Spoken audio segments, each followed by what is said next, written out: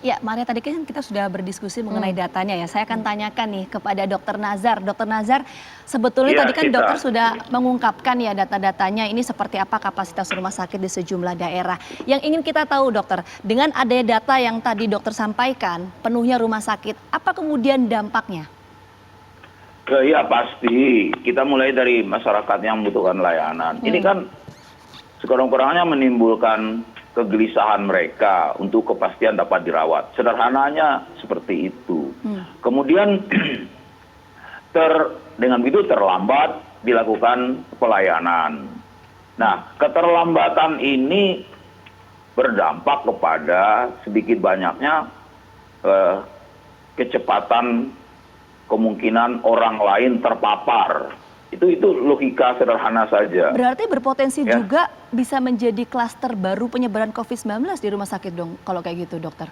Bukan itu. Kalau klaster baru di rumah sakit itu kan tergantung dari preventif yang dilakukan, lalu perilaku kami tenaga kesehatan lah ya. Bukan itu yang saya maksud. Yang saya maksud itu adalah bagi masyarakat yang harus mendapatkan pelayanan. Dengan lamanya misalnya, walaupun ini tidak banyak dan kita tidak berharap banyak ya, terjadi mereka mesti berpindah dari satu tempat ke satu tempat. Kan kadang-kadang kan mereka tidak mau tuh menunggu online bisa confirm di satu tempat dirawat, mereka mencari sendiri. Nah ini kan sebenarnya menambah sedikit banyaknya menambah kontak dengan yang lain. Yang menjadi persoalan lain itu sebenarnya, saya setuju yang dikatakan Bung Braham tadi itu. Secara fluktuatif berdasarkan kebutuhan pelayanan, memang ditambah. Ada penambahan bed, terutama semakin di daerah-daerah gitu ya. Di daerah-daerah yang mulai mendekati zona merah misalnya, itu sudah diatur. Tapi persoalannya adalah relatif tenaga medis dan tenaga kesehatannya kan relatif tetap. Ini menjadi persoalan yang tidak hanya berupa keluhan, ini kenyataan. Dampak langsungnya itu adalah kelelahan dan jenuh, baik ya secara fisik kelelahan dan psikisnya mulai kejenuhan. Ini yang sulit buat rumah sakit untuk mengatur regulasi ini. Karena rumah sakit mencoba dijadikan 2 shift, di segala macam ada shiftingnya lah ya. Diatur. Iya. Dokter Nazar, kami tangkap poinnya. Maaf saya potong. Saya mau menggali ke Pak Abraham dulu. Pak Abraham, tadi kalau kita mendengar pernyataan disampaikan oleh Dokter Nazar, kalau gitu kita punya nggak sih sebetulnya acuan pasti mengenai mengkategorikan pasien yang kemudian ini harus dirawat di rumah sakit karena positif COVID-19, ini ada tidak acuan? Ada Mbak, kan dari pemerintah, Kementerian Kesehatan itu kan mengeluarkan pedoman-pedoman. Ya mungkin kita tidak perlu masuk ke detail pedomannya seperti apa. Namun pada intinya kita mengenal sistem rujukan. Jadi tidak benar bahwa rumah sakit penuh karena masih ada rumah sakit yang memiliki kapasitas bed yang memadai. Yang betul adalah ketika ada rumah sakit yang sudah mulai penuh, pasien ini akan dirujuk ke rumah sakit lainnya di sekitarnya yang masih ada ketersediaan bed. Ini namanya sistem rujukan. Ini adalah upaya kita supaya masyarakat itu bisa tertangani dengan baik. Karena kita nggak mau juga pasien semua menuju ke satu rumah sakit hanya karena mungkin rumah sakit ini lebih dekat dengan wilayahnya. Jadi sistem rujukan ini yang kita pakai. Pak Abraham, ini dengan kategori seperti apa Pak Abraham? Apakah dengan gejala COVID-19 sedang, ringan, atau seperti apa yang kemudian harus dirawat di rumah sakit?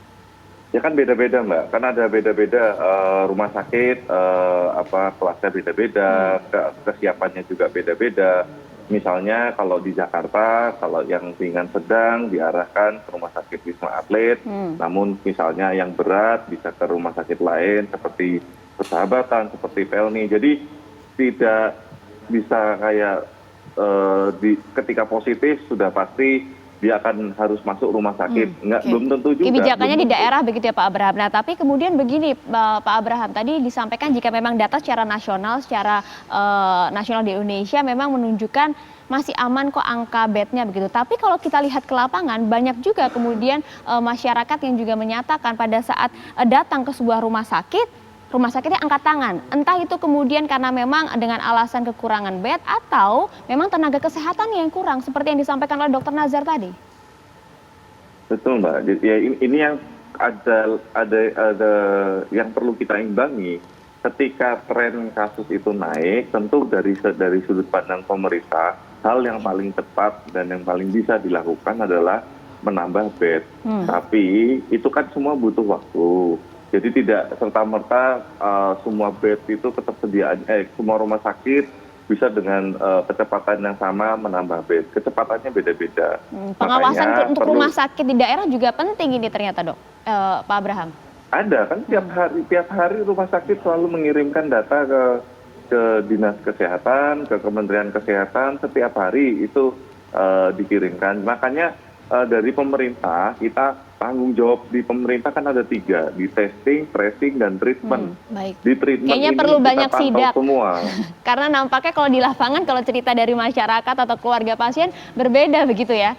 Ya, saya coba ingin ke Dr. Nazar terlebih dahulu. Dokter, tadi sempat dikatakan dampaknya yang dikhawatirkan kemudian keluarga ini kemudian harus mencari rumah sakit untuk dilakukan penanganan. Dampaknya lagi adalah penanganannya kemudian jadi sulit begitu atau dapat dikatakan jadi lebih buruk kondisi kesehatannya. Karena kalau kita lihat ini ada pernyataan dari pihak WHO yang menyatakan bahwa untuk saat ini kondisi mortality rate COVID-19 di Indonesia mencapai 3,4%. Dan menurut WHO sendiri, analisis WHO pada periode 23 hingga 29 November ini, angka itu di atas mortality rate dari global begitu. Secara global aja hanya 2,39%. Apakah ini juga ada korelasi ya dengan rumah sakit yang penuh, dokter? Enggak korelasi langsung. Tidak demikian. Kan diambil pertama itu membandingkan dengan data dunia, ya. Kemudian yang kedua, kita di secara nasional tadi. Bung Braham juga sudah menjelaskan, saya juga di awal sudah menyampaikan bahwa itu di kita ini, ya sementara inilah pengamatan kasar kita itu sporadis di tempat-tempat tertentu terjadi seperti itu. Nah, tetapi ini sekali lagi itu tidak korelasinya tidak langsung. Bukan saya menutup-nutupi atau membiarkan menjadi kabar yang menyenangkan, bukan yang menakutkan, bukan ya. Tetapi ini diwaspadai tentu iya. Data ini kita waspadai bahwa ada tren seperti itu. Namun sekali lagi domestik memang terjadi itu. Tetapi kalau dihitung secara keseluruhan tentu kita masih lihat bahwa masih ada tempat-tempat tertentu, wilayah-wilayah tertentu, kabupaten tertentu di Indonesia yang di bawah itu angkanya.